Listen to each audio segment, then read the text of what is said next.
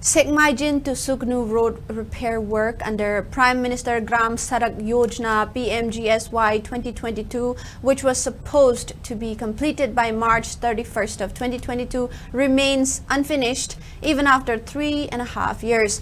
The Sekmaijin to Tokpuching Union of Development Agency STUDA has criticized the delay and warned of possible agitation if the repair work is not completed promptly. The press release issued by STUDA highlighted that the road repair, which is part of the second phase of the scheme, has been significantly delayed. Despite the arrival of a new engineer from Manipur Human Rights Commission and MSRRDA, the progress is slow, with only 10 to 20 laborers working on site. The ongoing poor condition of the road has led to accidents and hardships for locals and students. STUDA has demanded accountability for the accidents and urged for immediate completion of the road repair work.